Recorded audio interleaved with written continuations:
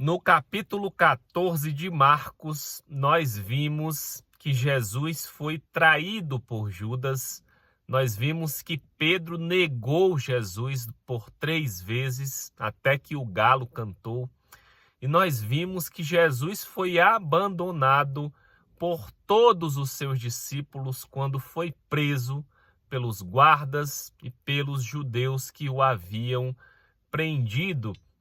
E aqui Jesus segue, né? Estamos em Marcos capítulo 15, é o penúltimo capítulo do Evangelho de Marcos. Então pega a tua Bíblia e vamos seguir nessa leitura do Evangelho de Marcos capítulo 15. O cenário aqui do capítulo 15 é uma reunião dos principais sacerdotes, dos principais religiosos judeus da época, dos anciãos, só a elite religiosa, e eles pegam Jesus e eles levam até Pilatos. Pilatos era o governador responsável, né? Nessa época, o território de Israel era dominado pelo Império Romano, que dominou praticamente o mundo todo conhecido à época. E Pilatos era o governador romano instituído para governar o território da Judéia, que era a região central de Israel. O Pilatos, né, ele comandava as forças militares e era o único que tinha autoridade para executar criminosos, motivo pelo qual os líderes religiosos, né, precisavam levar Jesus até Pilatos para que ele fosse condenado. E ele também tinha autoridade sobre as funções religiosas, né? O governador Pilatos, ele nomeava o sumo sacerdote judeu e exercia controle sobre o templo também, né? E sobre os recursos do templo. E aí eles levaram Jesus até Pilatos e Pilatos interrogava Jesus. E Jesus não lhe respondia palavra.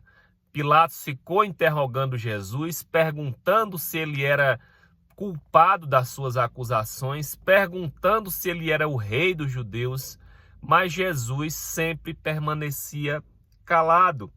E Pilatos, dessa forma, não encontrou nenhum motivo para condenar Jesus à morte. Qual era o crime de Jesus para ser pregado numa cruz? Pilatos investigou, tentou e ficou até muito admirado porque Jesus não falava nada, nem sequer se defendia.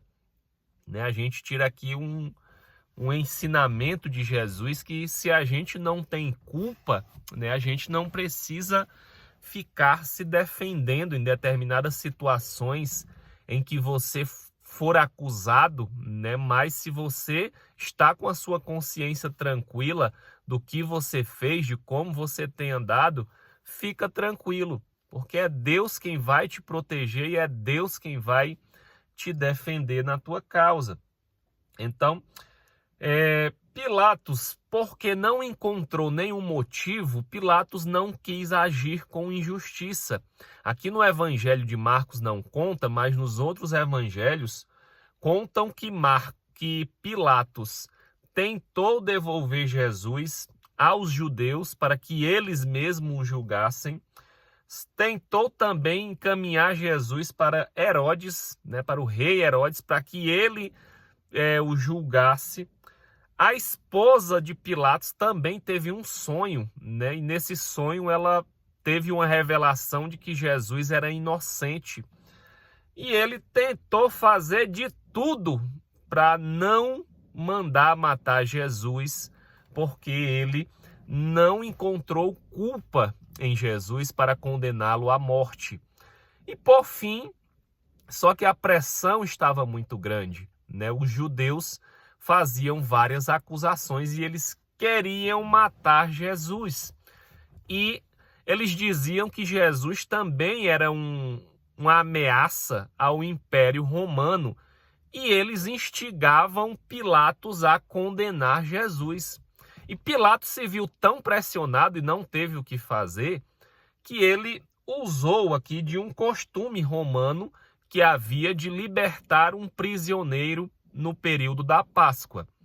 E aí ele pegou Jesus e Barrabás, levou diante do povo, e Barrabás era um homicida, era uma pessoa que tinha matado outra pessoa, enquanto que em Jesus ele não via nenhuma acusação. Qual foi aí o pensamento de Pilatos aqui? Olha, eu vou levar esses dois homens e vou pedir à população que julgue, né, que diante de mim, quem será libertado e quem será condenado à crucificação. Na cabeça de Pilatos, se tinha um homicida e um inocente, quem era que a população ia condenar? Barrabás.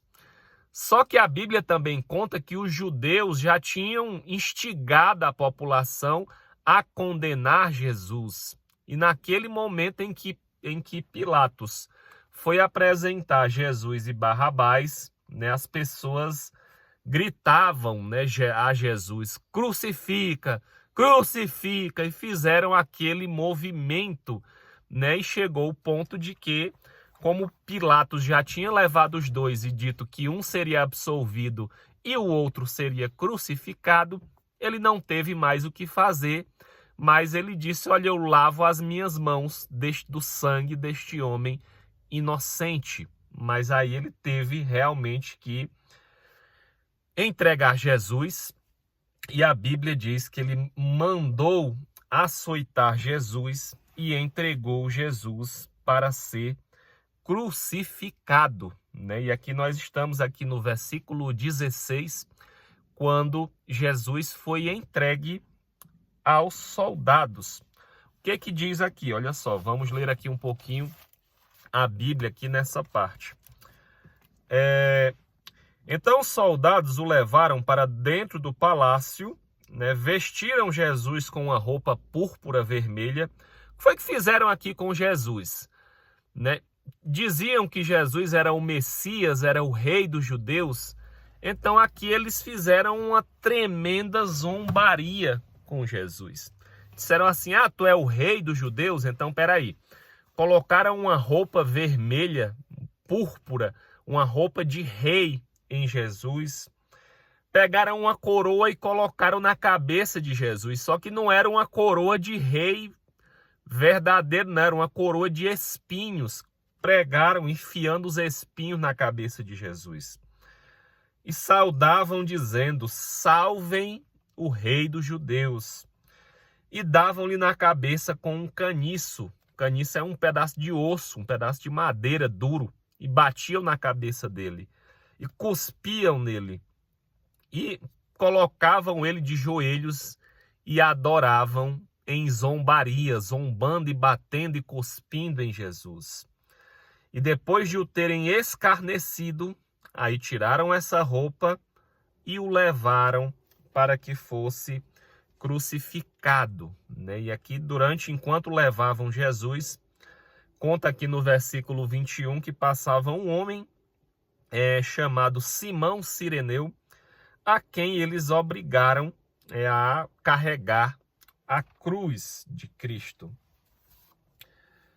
Segue aqui a partir do versículo 22, agora falando sobre a crucificação e morte de Jesus. Diz que levaram Jesus agora aqui carregando a sua cruz, né? Levaram a um lugar chamado Gólgota, que é o lugar da caveira, um lugar onde os homens eram crucificados.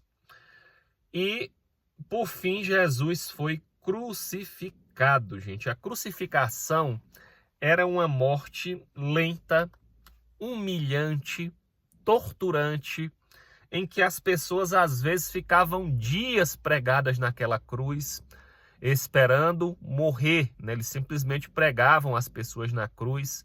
Às vezes levavam muitos dias.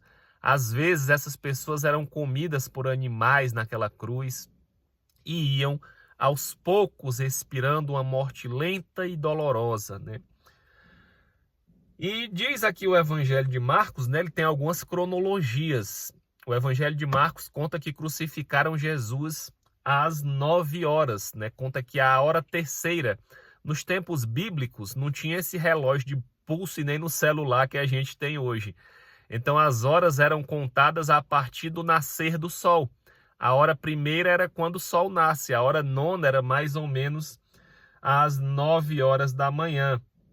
Eles colocaram uma epígrafe escrita, né, Rei dos Judeus, sobre Jesus também, né, em cima dele, e o crucificaram ao lado de 2 ladrões. Né? Jesus foi crucificado como um bandido, né, ao lado de 2 ladrões. E esses ladrões também começaram a zombar de Jesus.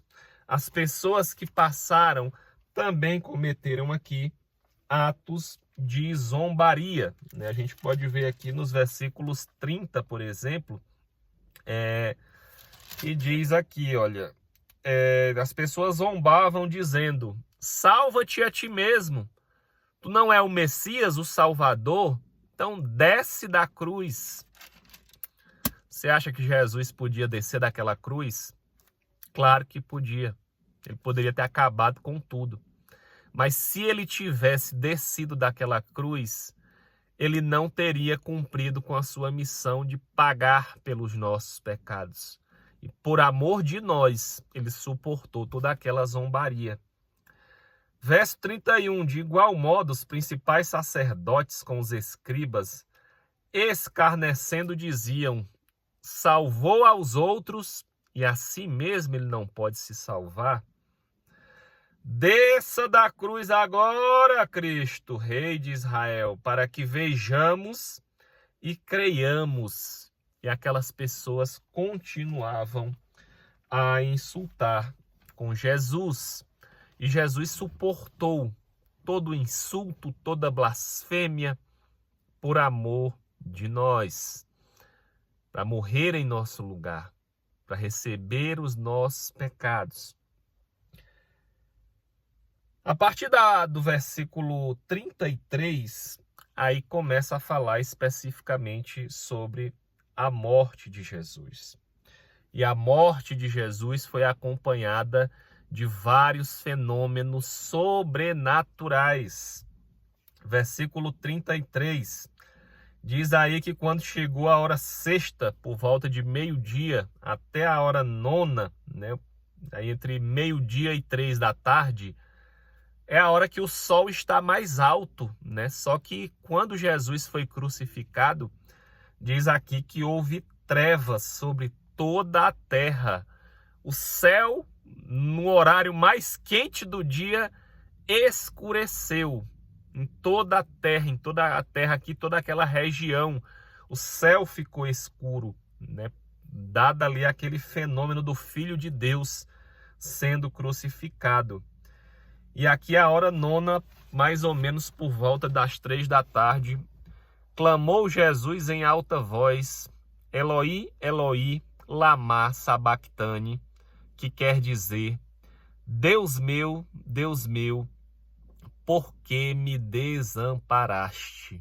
Né? Aqui, o Filho de Deus, para receber sobre ele todos os pecados da humanidade, Jesus orou no jardim do Getsêmani, pediu ajuda aos discípulos em oração e os discípulos dormiram. Né? Jesus orou para suportar esse martírio aqui, a crucificação, que ele precisava passar por isso.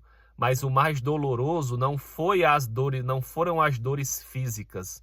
O mais doloroso foi neste momento em que Deus precisou se separar dele, porque Deus não coabita com o pecado. E aqui Deus se aparta de Jesus e ele diz: Deus meu, por que me desamparaste? E Jesus teve que suportar nesse momento os pecados de toda a humanidade sobre ele, o peso do pecado. Alguns dos que estavam ali, né, achavam que ele estava delirando, chamando por Elias. Continuou a humilhação e ofereceram uma esponja com vinagre para ele beber. E versículo 37, Jesus dando um grande brado, expirou. Jesus aqui se entregou à sua morte, morreu, faleceu. Versículo 37, E no versículo 38 diz aqui que o véu do santuário rasgou-se em duas partes, de alto a baixo. O que era esse véu do santuário? O véu conta a antiga aliança, que era um lugar que separava um lugar chamado lugar santo do lugar do santo dos santos. Esse lugar do santo dos santos era onde o sangue era derramado e era onde estava a presença de Deus. Ninguém poderia entrar neste lugar chamado Santo dos Santos, porque ele era um lugar santíssimo e qualquer pessoa que lá adentrava era fulminada, porque era o lugar onde habitava a presença de Deus. Então essa cortina, ela representava e era literalmente a separação entre os homens e Deus. E os homens não podiam se achegar a Deus, porque aquela cortina os impedia. E qualquer homem pecador, culpado, réu de morte, que tentasse se aproximar de Deus, era fulminado imediatamente. E só quem entrava nesse lugar, no Santo dos Santos, para ter acesso à presença de Deus, era o sacerdote, que entrava uma vez por ano para fazer expiação pelos pecados das pessoas, E existia esse véu, essa cortina, Então, Jesus, o fato de o véu ter sido rasgado quando Jesus morreu, simboliza que nós hoje, por meio do sacrifício de Jesus, temos acesso a esse lugar chamado Santo dos Santos. Temos acesso à presença de Deus. Temos acesso, podemos nos achegar a Deus confiadamente em oração. Podemos receber a presença de Deus, sentir o próprio Deus em nós e Ele nos conduzindo e Ele falando conosco todos os dias. Foi por meio do sacrifício de Jesus que nós recuperamos a comunhão com Deus, que foi perdida por causa dos nossos pecados. E representa também o fim da antiga aliança, que era uma aliança de sacrifícios de animais, de bois, de touros, de vaca, de bode, de aves. Hoje não há necessidade de fazer sacrifício de animais. Hoje o nosso sacrifício, o nosso acesso a Deus, o sacrifício foi feito por Ele e nós temos pleno acesso a Deus por meio do sangue de Jesus, do sacrifício que Ele fez pelas nossas vidas, certo? Então, por fim aqui conta, que verso 39, que o centurião romano que estava diante de Jesus, vendo a morte dele com todo aquele fenômeno sobrenatural, olhou e disse: verdadeiramente este era o Filho de Deus. E aqui, caminhando para o final, Jesus já vai ser sepultado, a partir do versículo 42 até o 47 aqui, onde encerra esse capítulo. Surge um homem aqui, um homem judeu, mas que cria em Jesus. Esse homem era chamado José de Arimateia, e diz aqui que ele era um ilustre membro do Sinédrio, e que ele também esperava o reino de Deus. Era um homem de fé e de uma fé verdadeira, um homem temente a Deus.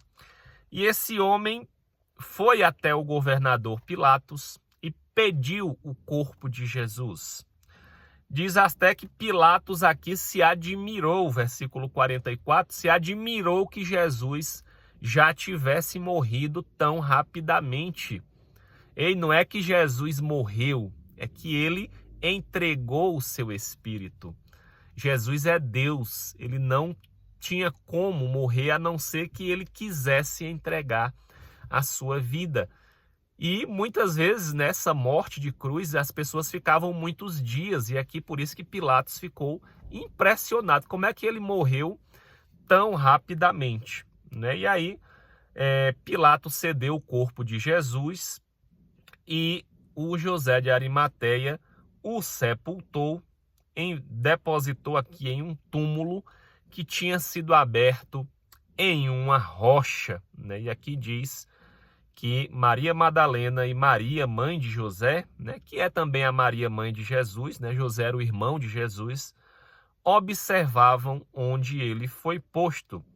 E aqui Jesus foi depositado neste túmulo, né? Esse homem chamado José de Arimateia honrou Jesus, pegou o corpo de Jesus. Diz aqui também que ele envolveu em um lençol, né? Cuidou de Jesus, preparou o corpo de Jesus e sepultou nesse túmulo. Esse túmulo era um lugar de honra, era um túmulo dentro de uma pedra. Talvez hoje, se você for num cemitério, é como se fosse daqueles túmulos mais bonitos que nós temos hoje. Era o tipo de túmulo que José de Arimateia honrou Jesus, né? Eu já vi algumas histórias, inclusive, de que Jesus inaugurou esse túmulo na pedra, né? Que ele colocou lá. Então era um lugar de honra. Assim como a Maria, irmã de Marta, nós vimos no capítulo passado, que pegou um bálsamo, um perfume de nardo puro para honrar Jesus, né? Hoje em dia, tem muitas pessoas que dão honra a Jesus, né? Eu estou aqui gravando para honrar o nome de Jesus, para que a minha vida o honre, para que os meus recursos, tudo aquilo que ele permite, pela sua grandiosa misericórdia que eu tenha, seja para honrar e louvar a Deus, né? Infelizmente, muitas pessoas hoje agem como soldados, né? Escarnecem Jesus, insultam Jesus, né? Mas tudo aquilo que nós semeamos, nós colheremos, né? E Provérbios diz que o temor de Deus é princípio de sabedoria. O fato de eu ter temor de Deus é sabedoria para minha vida e para minha proteção pelo próprio Deus, que é quem me protege dos meus inimigos. Que esse Deus esteja presente aí na tua casa, na tua vida, na tua família, em nome de Jesus. Hoje nós vimos aqui que Jesus morreu e foi sepultado. Mas amanhã, no capítulo 16, nós vamos ver que ele ressuscitou. Ele está vivo, está sentado à direita de Deus e derramou a sua presença, o seu Espírito Santo, dentro de todo aquele que nele crê. Receba a presença de Deus em nome de Jesus. Um grande abraço e até amanhã.